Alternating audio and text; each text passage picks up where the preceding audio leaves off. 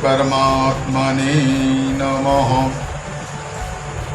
आज इस भौतिकता में जहाँ अर्थवादी युग है, आदमी अर्थ के पीछे पागल हुआ है। अर्थ को पाने के लिए नाना प्रकार का कार्य कर रहा है, उन्नति के चरम पे पहुंच गया, लेकिन वहाँ उसको कुछ कमी महसूस हुई। कमी क्या है? उसके पास शांति नहीं। आज का मानव पैसे के साथ साथ चाहता है कि उसको सुख भी मिले और शांति भी मिले, लेकिन शांति कहाँ से मिलेगी? शांति आती कहाँ से? प्रभु ने जब यह मानव शरीर दिया तो इस मानव शरीर में कुछ विशेषताओं को दिया जो सिर्फ हमें मिली है। इस शरीर को पाने के लिए देवता भी तरसते हैं कि अगर एक बार हमको मानव शरीर मिल जाए तो हम भी प्रभु के नाम का उच्चारण करें, प्रभु का सुमिरन करें। बड़े भाग्य मानुष तनु पावा, सुर दुर्लभ सद ग्रंथन गावा। फिर आगे कह रहे हैं साधन धाम मोक्ष करता। यह साधन का धाम है और मोक्ष का दरवाजा है। और इस शरीर को पाकर जो संसार में रम गया, संसार के बनाने वाले को भूल गया, और उसके बाद वो चाहता है कि उसको सुख और शांति मिले। जो सुख स्वरूप है सिर्फ प्रभु, और शांति सत्य से मिलती है। पुण्यों का मूल सत्य है। बहुत पुण्य करने के बाद तब आदमी को सत्य मिलता है, और जब सत्य उसके पास आएगा तभी उसे शांति मिलेगी। अब सत्य है क्या? एक परमात्मा को छोड़ करके यह दृष्टि जहां तक जाती है सब असत्य है। गो गोचर जहां तक लग जाए, जहां तक हमारी दृष्टि जाती है, यह सब असत्य है। माया का खेल है, माया का रचा हुआ प्रपंच है, ब्रह्मा का रचा हुआ प्रपंच है। ब्रह्मा ने दो के मेल से इस सृष्टि को बनाया। जहाँ सुख है तो दुख भी है, छाया है तो धूप भी है, अमृत है तो विष भी है, मान है तो अपमान है, सुंदरता है तो कुरूपता है। दो के मेल से इन्होंने इस संसार को बनाया। लेकिन यह सुंदर शरीर, मानव शरीर भी दिया, और मानव शरीर अगर हिमालय के पास मिल जाए, उत्तरांचल में मिल जाए, तो कहना ही क्या है। जहाँ देवताओं का निवास है, जहाँ देवता रहते हैं, हम लोग वहाँ रहते हैं। जितने भी हमारे अवतार हुए सब यहीं पर हुए। उत्तर प्रदेश के अलावा कहीं भी प्रभु का अवतार नहीं हुआ। जितने भी सुंदर अवतार हुए, चाहे भगवान राम का हुआ, चाहे कृष्ण का हुआ। अब अगर उन्होंने ये सुंदर शरीर दिया, उसके साथ कुछ हम लोगों को कर्तव्य दिया, कुछ मान्यताएं दी, कुछ सीमाओं को बनाया कि मानव के लिए कुछ सीमाएं हैं, कुछ शिष्टाचार है, कुछ आचार है, कुछ विचार है। हमें उसका पालन करना है। हमारे अंदर दो तरह के विचारधारा हमेशा कार्य करती है, एक सजाती, दूसरी विजाती। जो सजाती विचारधारा है उससे हमारा देवत्व बढ़ता है। जैसे अनुराग है, दया है, क्षमा है, ज्ञान है, वैराग्य है, करुणा है, शालीनता है, सत्य है।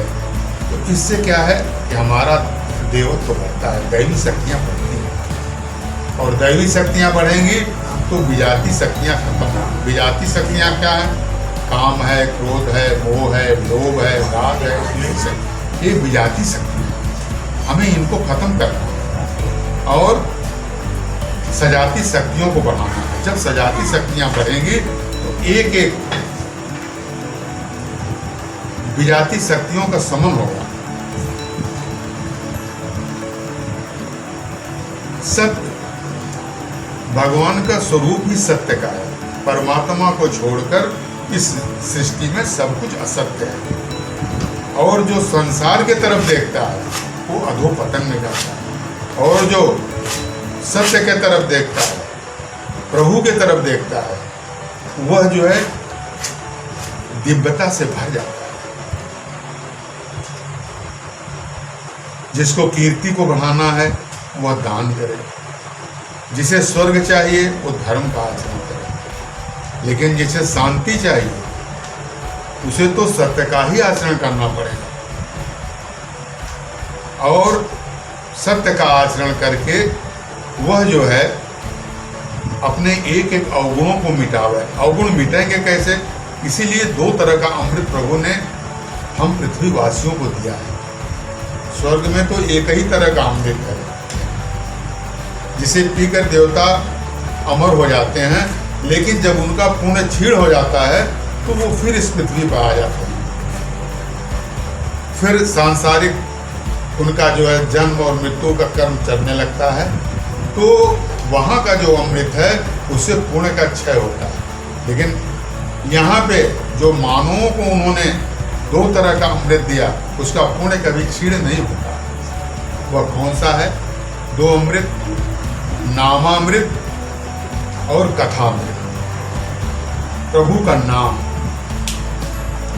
प्रभु ने बिना भेदभाव के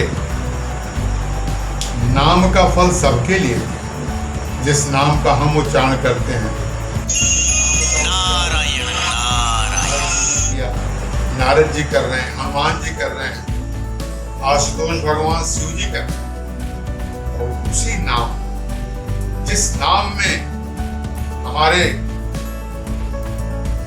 प्रभु जो है रमे हुए हैं, शिव जी रमे हुए हैं, हम उस नाम को भूल कर संसार के माया चक्र में फंसे।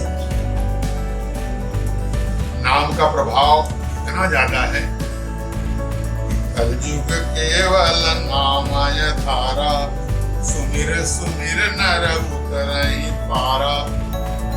नाम को सुमिर सुमिर करके नर जो है इस भवसागर से पार हो जाए। जहाँ अजामिल जैसा पापी जो घोर पाप करके पाप के दलदल में धंसा हुआ था, लेकिन मरते समय नारायण शब्द का उच्चारण उसके कुमार बिंदु से हो गया, वह भी अपने लड़के का नाम नारायण। लेकिन इस नारायण शब्द का इतना प्रभाव है कि यम के दूतों को वापस जाना पड़ा और इसको पुनः साधना का वक्त। इस शरीर का एकमात्र उद्देश्य साधना, और कुछ नाम का क्या महत्व है, कितना महत्व है, जिसे हम नहीं समझ पाते हैं। दो चार उदाहरणों से हम उसको बता रहे हैं। जब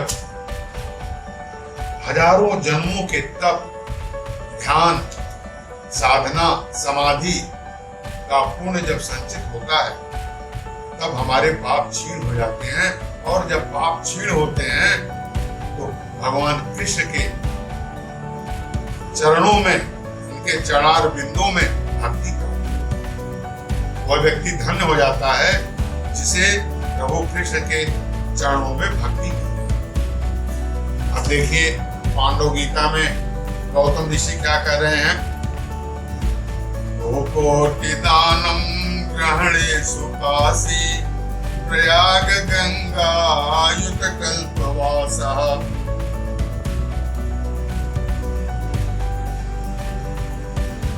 यज्ञायुतं मेरु सुवर्ण दानम, गोविंद नामना न समम तुल्यः। करोड़ों गौओं का दान, ग्रहण में काशी का स्नान, प्रयाग में गंगा तट पर 10,000 कल्प पर्यंत वास करिए, 10,000 यज्ञ करिए। ये सब भी गोविंद नाम के बराबर नहीं है। गोविंद नाम की तुलना इससे नहीं की जा सकती। प्रभु के नाम का वो प्रभाव, इतनी सुगमता प्रभु ने दिया है, इतनी सुगमता किया है। कलयुग में तो कुछ करना ही नहीं, सिर्फ प्रभु के नाम का आश्रय, उठते बैठते सोते आपके हृदय में प्रभु के नाम का स्मरण हो, जिसको आप श्वासा में ले लीजिए। 4 प्रकार की वाणी होती है, वैखरी, मध्यमा, वसंती और परा। वैखरी वाणी जोर से बोली है, जैसे 2 शब्द राम या ओम आपने लिया तो आप वैखरी उसको बोलिए, राम राम राम। इस तरह से 20 दिन 25 दिन आप बोलिए। नारायण नारायण।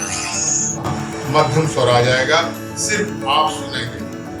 राम या ओम एक लीजिए, राम लीजिए ओम, मैं ओम के राम, दोनों का एक ही बराबर है। जो राम है वही ओम है, जो ओम है, दोनों का फल एक ही है। प्रभु का कोई भी नाम लो, लेकिन श्वासा में ये 2 नाम बहुत सुगम है। अब आपने ओम लिया, श्वास ऊपर जा रही तो ओम, नीचे आ रही तो ओम। अब इस तरह से आप मध्यमा में आइए, तो धीरे धीरे करिए कि आप ही सुन रहे हैं। इस तरह से जब महीना 2 महीना आप अभ्यस्त हो जाएंगे, तब आपको सिर्फ देखना, आप इसको श्वासा में देखिए। श्वासा जब ऊपर जाएगी तो ओम कहेगी, नीचे जाएगी तो ओम कहेगी। अब आप उसी को देखिए, श्वासा में आप देखिए। श्वासा में जब आप देखने लगेंगे ओम को, श्वास कहाँ जा रही है, कहाँ से आ रही है। अब आप जैसे ही ध्यान मग्न हुए, श्वास ने कहना शुरू कर दिया और आप उसको सुन रहे हैं, उसका रसपान कर रहे हैं। धीरे धीरे आप उसमें, कृष्ण भगवान ने कहा कि फिर मेरा स्वरूप देखो। गीता में भगवान ने कहा श्वास में ओम का स्मरण करो, देखो और मेरे स्वरूप का ध्यान करो। जब इसमें भी अभ्यस्त हो जाओ तो मेरी लीलाओं का वर्णन करो, लीलाओं को देखो। लीलाओं को देखते देखते फिर मेरे धाम तक पहुंच जाओगे, और जब धाम तक पहुंच जाओगे तब उपरा की स्थिति हो जाएगी। न आपको श्वासा के देखना है, न कुछ करना है, आपके अंग प्रत्यंग से ओम ओम सब निकलने लगेगा और समाधि की अवस्था आ जाएगी। तो आप प्रभु के बहुत नजदीक हो जाएंगे, आपका आध्यात्मिक बीज पड़ जाएगा। तीसरी श्रेणी में जब आप पहुंचेंगे, बसंती में, उसी समय से आप जो है समझिए कि आपका आध्यात्मिक बीज पड़ना शुरू हो। तो नाम का इतना महत्व है कि नाम आप लीजिए एक निश्चित समय पे, एक शास्त्रीय विधि से, जो गीता में बताया गया उस शास्त्रीय विधि से एक निश्चित समय पर आप नाम को लीजिए। वैसे तो नाम आप किसी भी समय कहीं भी ले सकते हैं, कभी भी ले सकते हैं, लेकिन एक निश्चित समय बना लीजिए। जब आप सो के उठते हैं तो सबसे पहले मेडिटेशन भी इसको ले लीजिए, क्योंकि मेडिटेशन ही सबसे क्विक मीडिया। आप मेडिटेशन में इसको लीजिए और प्रभु का चिंतन करिए। अभी मैंने जो बताया, रात में सोने जा रहे हैं उसमें थोड़ा देर करिए। एक आप नियम बना लीजिए, आपका ज्यों ज्यों हृदय निर्मल होता जाएगा, प्रभु आपके जो हृदय में बैठे हुए हैं वो वहां से दिशा निर्देश देने लगेंगे, उनकी कृपा बरसने लगेगी। क्योंकि हमारी साधना जितना साधना साधन है, उतना कृपा साधन। हमारे ये जो काम क्रोध लोभ मोह ये बड़े ही दुर्जय हैं, ये बहुत मुश्किल से जाते हैं, लेकिन जब प्रभु की कृपा मिल जाती है इनको जाने में देर नहीं लगती। इसीलिए अगर सुख चाहते हो तो प्रभु के चरणों में माथा टेको। सुखी रहना है तो समर्पण करना सीखो, उनको याद करना सीखो, उनको धन्यवाद देना सीखिए और उनके कथा प्रसंगों में रुचि लीजिए। जब तक आप उनके कथा को नहीं सुनेंगे, सांसारिक बातों में उलझे रहेंगे, आपका दुख आपका बढ़ता जाएगा। और जब आप हरि की कथा सुनेंगे तो आपकी व्यथा दूर हो जाएगी। क्योंकि दुख को दूर करना है तो आपको प्रभु का सुमिरन करना पड़ेगा। ये हनुमान जी ने भी कहा, हनुमंत विपति प्रभु सोई, और जहाँ तव सुमिरन भजन न होई। जागते में सुमिरन करो और सो जाओ, उनका नाम लेते हुए आप सो जाए, रात भर वो लौ चलती रहे। तो अब देखिए कथा के विषय में, उनके कथा का क्या फल है। इनकी जहां कथा होती है उसी जगह हमारे जितने तीर्थ हैं सब जगह। तत्रैव गंगा यमुना च वेणी, गोदावरी सिंधु सरस्वती च, सर्वाणि तीर्थानि वसन्ति तत्र यत्राच्युतोद्धार कथा प्रसंग। तो जहाँ भगवान की शेष कथा होती है वहां पर जितने तीर्थ हैं, अभी मैंने नाम लिया, या करके वहां फंस जाते। आप घर बैठे इन तीर्थों का लाभ ले सकते हैं, प्रयाग गंगा का आनंद ले सकते हैं। आप ये जो दो अमृत आपको मिला है, नाम का अमृत और कथा का अमृत, और कथा जब होती है हर कथा के बाद संकीर्तन होता है, उस संकीर्तन में आप तालियां बजाइए। कारण जो व्यक्ति कथा में बैठ करके संकीर्तन होने में ताली नहीं बजाता है तो प्रभु उसके दो हाथ की जगह दो पैर दे देते हैं अगले जन्म में। ये मानव शरीर छूट जाती है वो पशु योनि में चला जाता है, दोष होता है। इसलिए जब संकीर्तन हो तो उसमें ताली अवश्य हो। और संकीर्तन से देखिए हमारी भागवत क्या कह रही है, भागवत का निचोड़ देखिए कितनी छूट मिली हुई है। नाम संकीर्तनम यस्य सर्व पाप प्रणाशनम, प्रणामो दुख समनस्तम नमामि हरि परम। नाम के संकीर्तन से सब पाप नष्ट हो जाता है और प्रणाम करने से सब दुख दूर हो जाता है। प्रभु ने इतनी छूट दिया, इतना करुणा की है, इसीलिए उनको दया निधान कहा जाता है, करुणा का सागर कहा जाता है। कहते हैं कि एक कदम बढ़ाओ, मैं 4 कदम बढ़ करके तुमको उठाऊंगा। एक कदम तो बढ़ा के देखो, अपने इस मन को ऊर्ध्वगामी को बनाओ, जो विषयों में विचर रहा है उसको प्रभु के चरणों की तरफ ले जाओ। सत्य का आचरण करो, सुख का मूल जो परम पिता परमात्मा है उसके चरणों में अनुराग पैदा करो, चरणों में समर्पण करो, श्रद्धा करो, उसके यहाँ कुछ देर समय निकाल कर बैठो, उससे एक रिश्ता बनाओ। आप जो रिश्ता बनाएंगे उसी रिश्ते से आपके पास आएंगे। कारण ईश्वर अंश जीव अविनाशी, चेतन अमर सहज सुख राशि, सो माया बस पर होना। माया के बस होकर के अपने निज स्वरूप को भूल गया। जब निज स्वरूप को भूल गया, उसी को प्राप्त करने के लिए ये 2 साधन बताए गए हैं। इन 2 साधनों का आचरण करके आप प्रभु के सन्निकट होइए, जीवन को शुभ कर्मों में लगाइए, अशुभ कर्मों से दूर होइए, पिछले पाप को काटिए, आगे के लिए प्रतिज्ञा करिए कि हम कोई नया ऐसा काम नहीं करेंगे जिससे कि हमारा पाप बढ़े। शुभम भवतु। हरि ओम तत्सत्। हरि ओम तत्सत्।